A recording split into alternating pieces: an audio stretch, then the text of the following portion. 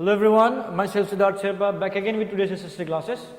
So class 8, as we all know that we were discussing about the judiciary of India, in which we have completed almost all the topics related to this chapter. We will be moving towards the end of the chapter and we will be discussing the remaining portion of the chapter. So till now we learned about the three-tier system of judiciary in India. This is the third organ of our government, जिसमें judiciary क्या करता है, they guides or becomes or protects the various laws of our country. Constitution को protect करता है, Indian people को protection देता है. They see whether the laws are broken or not. If they are broken, उसके लिए एक प्रोसीज्योर होता है, उसके तहत क्या किया जाता है कि वी कैन से केसेस को प्रोटेक्ट किया जाता है, लोगों को प्रोटेक्ट किया जाता है. सो दे आर वेरियस वे. हम लोग ने supreme court, high court, district court, सारे कोर्ट्स देखे, उसके सारे मैक्सिमम फंक्शंस देख लिए हैं. सो एक टॉपिक यहाँ पे आज जो हम लोग पढ़ने वाले हैं, जिसको हम लोग बोलेंगे public interest litigation. So let's break this meaning. Okay, public लोग, पब्लिक मतलब पीपल, सिंपल सी बात है. पब्लिक मतलब people, public means people. Interest, public का इंटरेस्ट यानी कि लोगों का इंटरेस्ट किस चीज में है, ठीक है. लिटिगेशन मतलब होता है, ये लिटिगेशन एक लीगल प्रोसेस होता है जिस प्रोसेस के द्वारा पब्लिक का इंटरेस्ट को बचा दिया जाता है. सिंपल सी बात है. Litigation is a legal process जिसके जरिए हम लोग किसी भी चीज के अगेंस्ट में खड़े हो सकते हैं एक प्रकार से. सो ये PIL जो बोलते हैं इस शॉर्ट फॉर्म में, पब्लिक इंटरेस्ट लिटिगेशन जो होता है. पब्लिक इंटरेस्ट लिटिगेशन, पब्लिक का इंटरेस्ट अगर कोई भी किसी भी ढंग से ब्रेक हो रहा है, उसके पब्लिक का इंटरेस्ट को दबा दिया जा रहा है, तो उसको हम लोग लीगल वे में अपील कर सकते हैं. उसको हम लोग क्या बोलते हैं, public interest litigation. So public interest litigation is directly filed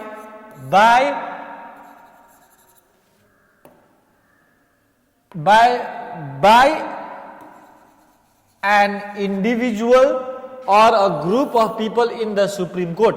तो देखो PIL जिसको हम लोग पब्लिक इंटरेस्ट लिटिगेशन बोलते हैं. इंटरेस्ट मतलब ये नहीं कि रुचि, रुचि मतलब ये नहीं कि देयर आर वेरियस टॉपिक्स जो कि देश में लोगों का कंसर्न का मैटर का होता है, ठीक है. तो जब लोगों का मैटर से रिलेटेड है तो वैसे मैटर्स को डायरेक्टली लोग क्या कर सकता है कि डायरेक्टली पीपल जो होता है सुप्रीम कोर्ट में जा सकता है और सुप्रीम कोर्ट में जाने के बाद अपना केस डायरेक्टली फाइल कर सकता है. Is that clear? So now it is felt that their interest are undermined by the government. If it is felt that their interest is undermined by their government, so public interest litigation में आएगा जैसे कि you can say transportation से लेके हो, pollution से लेके हो, हार्जेडियस इफेक्ट्स हो, ठीक है. फॉर एग्जांपल एक एरिया है, तुम्हारा एरिया है एक, जैसे कि वहां पे बहुत सारे पीपल रहते हैं, वहां पे तो गवर्नमेंट ने कोशिश किया है, गवर्नमेंट ने प्रोसेस किया है कि वहां पे इंडस्ट्री सेटअप कर दिए, जिसकी वजह से तुम्हारा जैसे कि बहुत सारे हजार्ड्स फैल रहा है, बहुत सारे तबाही मच रहा है, पोल्यूशन हो रहा है, तो उस पे लोगों को काफी इफेक्ट पड़ रहा है. वहां के एयर में पोल्यूट हो रहा है, वहां पे मक्खी ज्यादा आने लगी, बीमारी फैल रहा है. तो वहां के लोगों का जो इंटरेस्ट है कि यहाँ से क्या हटने चाहिए, इंडस्ट्रीज हटने चाहिए, जिससे लोगों को क्या हो रहा है, इफेक्ट पड़ रहा है. तो ये अब ठीक है. तो ऐसे सिचुएशंस पे क्या करता है लोग कि अगर गवर्नमेंट को बोल रहे, गवर्नमेंट नहीं सुन रहा है अपने बात को, तो लोग डायरेक्टली क्या कर सकता है, फाइल कर सकता है, यदि उनको लगे कि उनका इंटरेस्ट को क्या किया जाता है, गवर्नमेंट उसको अनदेखा कर रहा है. उसके अलावा टेररिज्म की बात होता है, जैसे कि टेररिज्म बढ़ रही है, बहुत सारे नॉट ओनली बाहर से आने वाले आतंकवाद, देश के अंदर भी बहुत सारे टेररिज्म हो रहा है. जैसे कि ये सारी चीजों को रोकने के लिए ये पब्लिक का इंटरेस्ट होता है कि वी शुड स्टॉप टेररिज्म. तो ये सारी चीजों को लेके भी गवर्नमेंट के ऊपर हम लोग क्या कर सकते हैं, पब्लिक लिटिगेशन कर सकते हैं. रोड सेफ्टी, आज के दिन में देखते हैं कि बाइकर्स जो होते हैं बहुत सारे स्पीडी वे में बाइक चलाते हैं, ड्राइवर्स रैश ड्राइविंग कर रहे हैं, ट्रैफिक सिग्नल्स फॉलो नहीं कर रहे, and they are breaking different traffic laws. तो जब ये सब होता है ऐसे केसेस में, तो लोग बोल रहे हैं कि जिसकी वजह से एक्सीडेंट्स ज्यादा हो रहा है, ठीक है, जिसकी वजह से लोग रोड सेफ्टीज फॉलो नहीं कर रहे. ये सारी चीजों के ऊपर डायरेक्टली हम लोग क्या कर सकते हैं, PIL पब्लिक इंटरेस्ट लिटिगेशन, इसको बचा सकते हैं. In such situation the court directly accepts the appeal. तो ऐसे सिचुएशन में लग रहा है कि फॉर एग्जांपल कोई भी नियम कानून बन रहा है, गवर्नमेंट के द्वारा लॉ पास हो रहा है, अगर देखा जा रहा है कि उस लॉ में तुम्हारे लोगों का इंटरेस्ट को दबा दिया जा रहा है या वहां पे फंडामेंटल राइट्स वायोलेट हो रहे हैं, तो ये सब सिचुएशन में हम लोग डायरेक्टली सुप्रीम कोर्ट या कोर्ट में जाके PIL फाइल कर सकते हैं, पब्लिक इंटरेस्ट लिटिगेशन। ये एक व्यक्ति द्वारा भी किया जा सकता है, ग्रुप ऑफ पीपल द्वारा भी किया जा सकता है। तो ये सब सिचुएशन में कोर्ट डायरेक्टली ये PIL का क्या करता है, एक्सेप्ट करता है। यस, कोर्ट जब पब्लिक इंटरेस्ट लिटिगेशन यानी कि पब्लिक इंटरेस्ट का मामला हो जिससे गवर्नमेंट की वजह से पब्लिक को दिक्कत हो रही है, तो ये सब सिचुएशन में PIL क्या कर सकता है, लोगों को एक PIL क्या कर सकता है, कोर्ट में डायरेक्टली अपील कर सकता है या केस फाइल कर सकता है और कोर्ट उसको डायरेक्टली क्या करता है, एक्सेप्ट करता है। So it is a new horizon, legal horizon in which court of law can initiate and enforce action to serve and secure significant public interest. तो ये एक न्यू होराइजन है, लीगल होराइजन। ये एक नया दरवाजा खोल दिया गया है लोगों के लिए, जिसमें कोर्ट ऑफ लॉ, हमारे कोर्ट जो होते हैं, कैन इनिशिएट, उसको देख सकता है, अपने आपस में ले सकता है उस मामले को, और उस मामला को देख के एनफोर्स, कुछ एक्शन ले सकता है जिससे लोगों का जो पब्लिक इंटरेस्ट होता है, सिग्निफिकेंट पब्लिक इंटरेस्ट को क्या कर सके, बचा सके। यानी कि लोगों का जो इच्छा है, जो कि सही है, सही मायने में सही लग रहा है और वो गवर्नमेंट उसको अनदेखा कर रहा है, तो ऐसे सिचुएशन में कोर्ट डायरेक्टली क्या कर सकता है, इनिशिएट कर सकता है। मैंने एग्जांपल बोला, फॉर एग्जांपल एक एरिया है, यहां पे एक इंडस्ट्री बन रहा है, ये गांव है, तो इस इंडस्ट्री बनने से हो सकता है कि बहुत सारे प्रॉब्लम्स क्रिएट हो यहाँ पे, ठीक है, लोगों को पोल्यूशन हो सकता है कि हो सकता है जहाँ पे इंडस्ट्री बन रहा है वो जमीन खेती का जमीन हो और जबरदस्ती लिया जा रहा है। तो ये सब सिचुएशन में ये पीपल जो है डायरेक्टली PIL कर सकता है कोर्ट में, और ऐसे सिचुएशन में कोर्ट सुनेगा भी और इसमें क्या देगा, अपना सुनवाई दे देगा।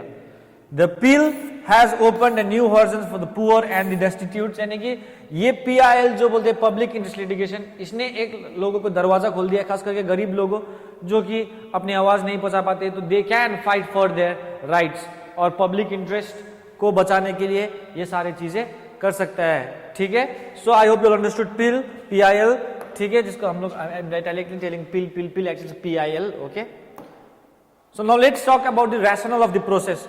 तो हम लोग ने कोर्ट्स में देखे सजा सुनाई जाती है, तो यहाँ पे एक रैशनल मतलब एक वैध देखा जाए तो एक सटीक एक प्रक्रिया होती है किसी भी चीज पे सुनवाई होने का, खास करके क्रिमिनल एंड सिविल कोर्ट्स में।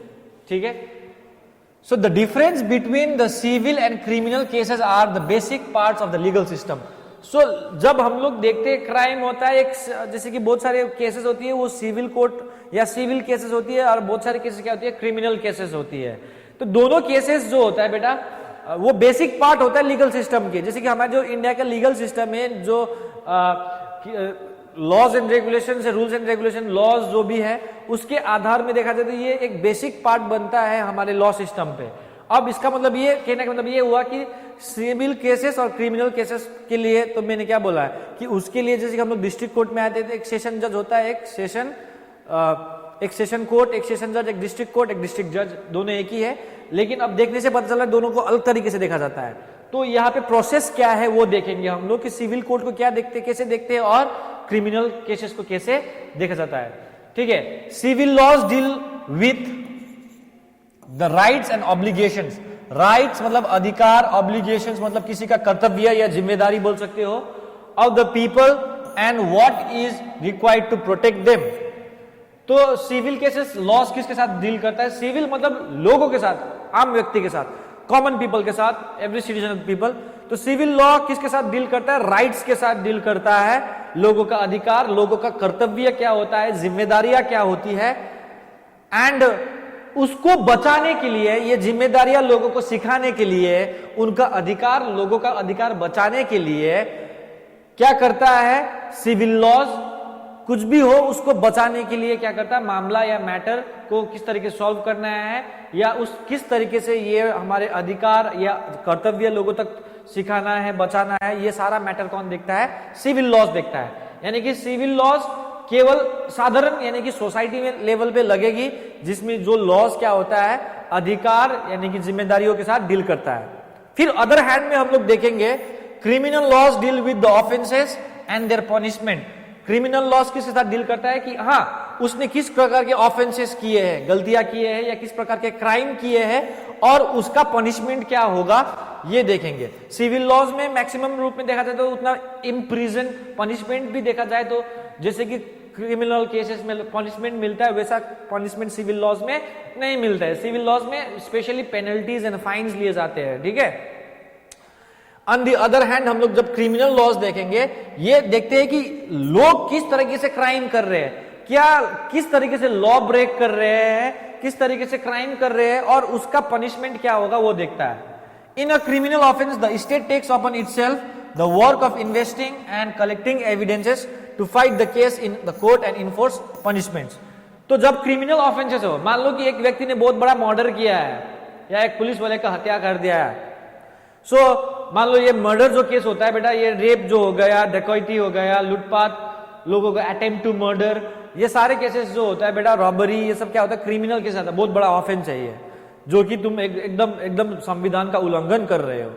तो ऐसे सिचुएशन में जो स्टेट है, एक राज्य है या जो भी उस केस को देख रहा है, सरकार देख रहा है, वो पूरी तरीके से अपने ऊपर जिम्मेदारी लेता है, उसमें इन्वेस्ट भी करता है ताकि एविडेंस कलेक्ट करे। देखो बेटा अगर किसी ने मर्डर किया तो वो डायरेक्टली मर्डर नहीं बोल सकते ना बेटा हम लोग। इसमें ये ओके ठीक है, हम जान रहे, सब जान रहे हैं उसने किया है, तो लेकिन वो एक बार कोर्ट में अपील करेगा ना कि हम नहीं है, और उसको ये प्रूव करने के लिए वो गुनहगार है या he has committed the crime, तो वो प्रूव करने के लिए हमको एविडेंस चाहिए बेटा।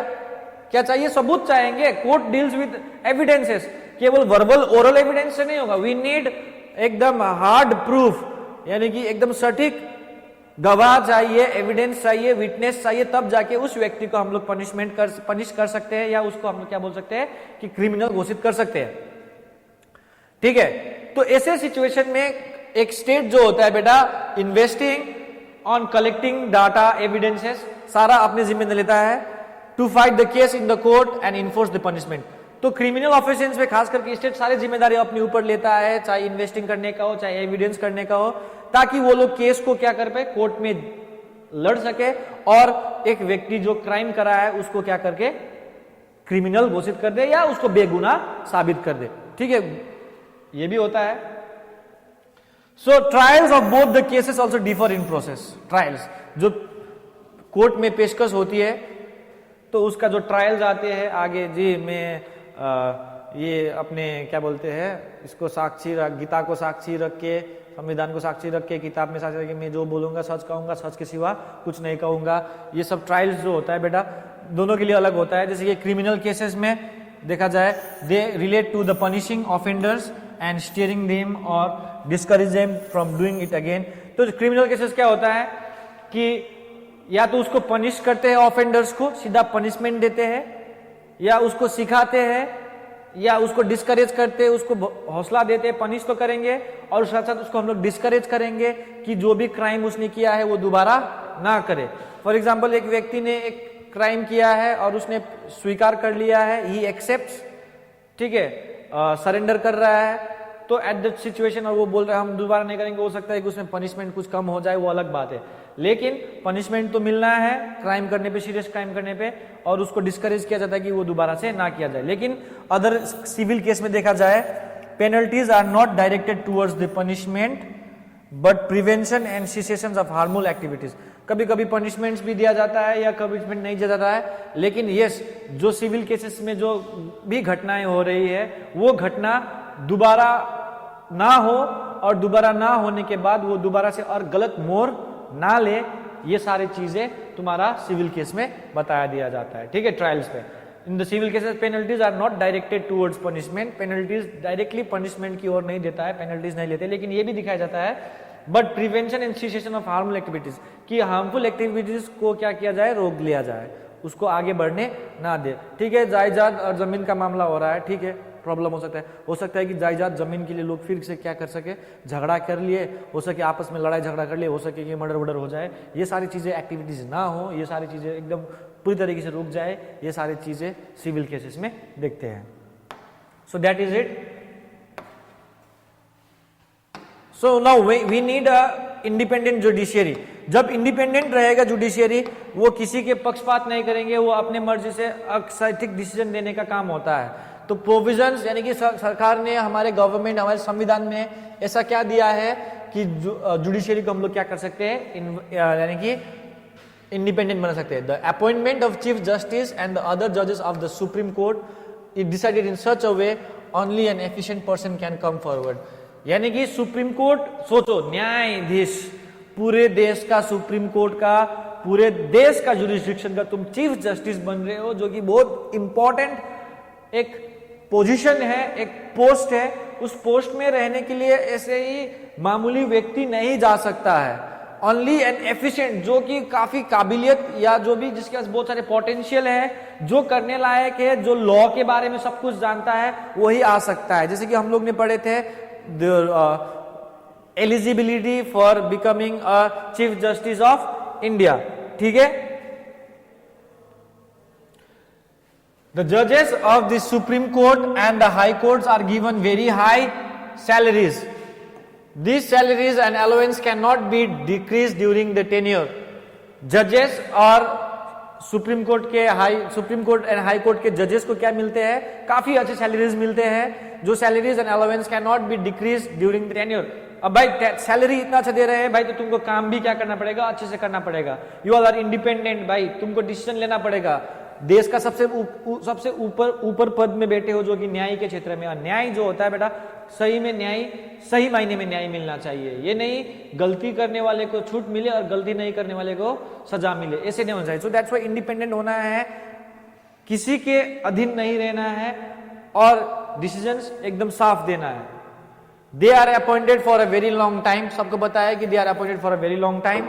62 years in high court and 65 years in supreme court तक अपने एज पूरा होने तक जाना। Legal qualifications are prescribe for becoming the जजेस of the supreme court and high court. ये तो हम लोग पढ़ लिए प्रीवियस चैप्टर्स में कि वकालत करना पड़ेगा सुप्रीम कोर्ट में जज बनने के लिए, या सुप्रीम कोर्ट का जज बनने के लिए हाई कोर्ट का जज बने रहना चाहिए तुमको 3, 4, 5 साल तक लगातार, ठीक है। ये सारे चीज लिखा रहता है पहले से ही कि क्या क्या तुमको चाहिए। और सबसे इंपॉर्टेंट चीज, जज बनने के लिए you should be a very renowned jurist. Jurist मतलब तुमको न्याय, लॉ के बारे में सब कुछ आनी चाहिए, ठीक है। They can declare a law pass by the legislature null, void or if it violates the fundamental rights and provisions of the constitution. तो लेजिस्लेचर क्या करता है बेटा, लॉ पास करता है ना। तो जब लेजिस्लेचर लॉ पास करता है तो उस लॉ को नल यानी कि क्या बोले, रद्द कर देना, या वॉइड लगभग एक ही प्रकार का शब्द है, ठीक है। यदि नल या वॉइड यानी कि वो पास ही नहीं होगा जब सुप्रीम कोर्ट को लगेगा कि जो लेजिस्लेचर के द्वारा लॉ पास किया गया है वो लोगों का जो फंडामेंटल राइट्स है बेटा, और उनके जो सहूलियत मिल रहा है संविधान में, वो क्या कर रहा है, डिस्ट्रॉय हो रहा है या वायोलेट कर रहा है। यानी कि संविधान में जो राइट्स है, अधिकार, उसको ऊपर जा रहा है, उसको नांग के जा रहा है, यानी कि उसको दबा के जा रहा है, यानी कि प्रोविजंस को बिगाड़ रहा है। तो लगेगा कि ये क्या हो रहा है, संविधान से ऊपर उठ रहा है ये लॉ। तो उस लॉ को हम लोग क्या कर देंगे, सुप्रीम कोर्ट क्या कर सकता है, उस लॉ को नल या वॉइड, रद्द कर सकता है। यदि सुप्रीम कोर्ट को लगे कि जो भी लॉ पास हो रहा है लेजिस्लेचर से, वो तुम्हारे संवैधानिक जो अधिकार है या लोगों को जो संविधान की सहूलियत हो रहा है उसको क्या कर रहा है, वायलेट कर रहा है, उसको बिगाड़ रहा है। To maintain the dignity, the judiciary of the India is made to institute contempt of court proceedings against person who shows disrespect to the court. तो कोर्ट का या जुडिशियरी का एक मान सम्मान देश में एक ऊंचा रखने के लिए हमारी इंडियन जुडिशियरी ने एक और चीज इंस्टीट्यूट किया, that is contempt of court. यानी कि कंटेम्प्ट ऑफ कोर्ट यानी कि यदि कोई भी व्यक्ति अपने प्रोसीडिंग्स पे, अपने ट्रायल्स पे कोर्ट का क्या करता है, डिसरिस्पेक्ट करता है, कोर्ट को मतलब अच्छा नहीं बोलता है, कोर्ट को बहुत सारे अनाप शनाप बोल देता है, कोर्ट के अगेंस्ट में जाता है, तो उस समय कंटेम्प्ट ऑफ कोर्ट लगता है। यानी कि कोर्ट उसको सजा सुना सकता है, पनिश कर सकता है। तो यानी कि सिंपल सी बात है, एक अपना मान सम्मान स्वाभिमान बनाने के लिए हमारे जो न्याय तंत्र है उसमें एक और चीज जोड़ा गया है, that is contempt of court. यानी कि कोर्ट के अगेंस्ट में डिसरिस्पेक्ट नहीं। अगर तुम जैसे कि कोर्ट में गए और कोर्ट में जाने के बाद तुम्हारे अगेंस्ट में सजा सुनवाई हो गई, बुढ़ाऊ था शायद, दिमाग सटक गया है। तो दैट मीन्स क्या हो रहा है, you are challenging the court, यानी कि तुम संविधान को क्या कर रहे हो, चैलेंज कर रहे हो, क्योंकि जो संविधान के द्वारा तुमको जज तुमको क्या सुना रहा है, डिसीजन दे रहा है, वो तो भाई न्याय को क्या कर रहा है, संविधान खा के बैठा है बेटा बंदा, तो वो बंदा तुमको उसी आधार पे सजा सुना रहा है, तो तुम उसको डिसरेस्पेक्ट नहीं कर सकते। हाँ यस, भले तुम अगर हाई कोर्ट में हो या लोअर कोर्ट्स में हो तो अपील कर सकते हो, लेकिन कोर्ट्स के डिसीजन को तुम उसको डिसरेस्पेक्ट कभी नहीं कर सकते, ये तुम्हारा कंटेम्प्ट ऑफ कोर्ट हो जाएगा बेटा, फिर दूसरा केस लग जाएगा तुम्हारे ऊपर, ठीक है। So this was the provisions of Indian judiciary ensuring like independent judiciary. Last topic of the chapter is importance of judiciary. Why is judiciary so much important in our country or in every country? Judiciary is the third organ of the government, सबको बताया, legislature, executive and judiciary. It protects the rights of the people. Yes, judiciary इसलिए important है क्योंकि ये लोगों का संवैधानिक अधिकार, फंडामेंटल राइट्स हमारा क्या करके रखता है, बचा के रखता है और प्रोटेक्ट करके रखता है। और सबसे बड़ी बात देखो, देश में बहुत सारे नियम कानून है, संविधान में बहुत सारे नियम कानून लिखे हैं, वो सारे चीज हमको पता नहीं है। हम मुझे देख लो, मुझे बहुत सारा चीज पता नहीं है, आपको ही देख लो, पूरे लोग ऐसे है कि भाई संविधान क्या है, कोर्ट क्या है, पता नहीं। लेकिन जो ये कोर्ट होता है बेटा, ये जुडिशियरी जो होता है, ये न्याय तंत्र जो होता है बेटा, ये इट इंटरप्रेट्स द लॉज, यानी कि जो लॉज को लोगों तक बताता है कि लॉ क्या कह रहा है। जैसे कि सेक्शन 405 के तहत किसी को ये सजा सुनाया जाता है, यानी कि he is interpreting the law, that means वो जो गुनेगार है वो बैठा है और उसको बोल रहा है कि इट इंटरप्रेट्स द लॉ, यानी कि वो गुनेगार सजा का दोषी हो गया है। तो अब दोषी हो गया है तो उसने क्या क्या क्राइम किया, उसको क्या क्या क्राइम मिला है, उस क्राइम का क्या सजा है, वो इंटरप्रेट करेगा, लोगों तक समझाएगा कि लॉ क्या होता है। यू कैन से यहाँ पे जो डिस्प्यूट्स को होता है सेटल्स डिस्प्यूट्स, वाद विवाद वाले मामले को क्या करता है, सेटल करता है। Protects the citizens right and deliver justice, लोगों का अधिकार बचाता है और डिलीवर जस्टिस, वही न्याय देता है भाई। It settles dispute between centre and state, ये सेंटर एंड स्टेट के बीच में भी क्या करता है, डिस्प्यूट करता है। It renders legal advice to executive, तो मैंने बोला प्रेसिडेंट को वो क्या देता है, लीगल एडवाइस देता है, बट प्रेसिडेंट ले या ना ले उनका मर्जी है। पहले हम लोग पढ़े थे एडवाइजरी जुडिशिक्शन में कि वो लेता है, एग्जीक्यूटिव्स को दे सकता है, जो इन्फोर्स कर रहा है लॉज को वो दे सकता है कि एडवाइस दे सकता है, ठीक है। सेंटर और स्टेट के बीच में जो झगड़े हो रहे हैं उसको भी सुलझाता है। For example state to state के बीच में जो झगड़े हो रहे हैं उसको सुलझाते, जैसे कावेरी डिस्प्यूट मैंने बोला। It creates new laws and set precedents, तो ये नए लॉज बनाते हैं एंड सेट प्रेसिडेंट्स। प्रेसिडेंट्स मतलब बोल सकते हो कि पहले जो घटना हुई थी उस घटने से कुछ सीख लेके ऐसा सिमिलर ना हो, इसीलिए वो नए लॉज बनाते हैं। एक लॉ बनाया, ठीक है, फॉर एग्जांपल आज के दिन में जो किसान बिल चल रहा है उसमें बहुत सारे मुद्दा चल रहा है, ठीक है, वो बिल बना है, वो लॉ बन रहा था, बिल पास हुआ था, तो वो लॉ से पास होने से देखने में आ रहा है कि देश के सारे लोग खुश नहीं है। तो जब देश के सारे लोग खुश नहीं है तो हाँ, उसके साथ हम लोग क्या कर सकते हैं, प्रेसिडेंट सेट कर सकते हैं। हाँ, उस समय ये किए थे तो ये गलती हुआ था, लोग ये कर रहे थे, अब उसमें कुछ चेंजेस लाके कुछ सिमिलैरिटीज उसको देख के सिमिलर से लॉज बनाएंगे, लेकिन उसमें कुछ बदलाव लाएंगे, ठीक है। सो lastly, it is the guardian of the fundamental rights, ये एक गार्जियन है, जो एक प्रोटेक्टर है हमारे इंडियन कॉन्स्टिट्यूशन के, हमारे संविधान के, हमारे मुख्य अधिकारों के, ठीक है। So I hope you all understood the chapter the judiciary and I will be happy. So I will be sending the notes in your app, in your RSCS Nachap app. So thank you. This much for today. We will be starting a new chapter from the next class. Till then, stay safe and stay healthy.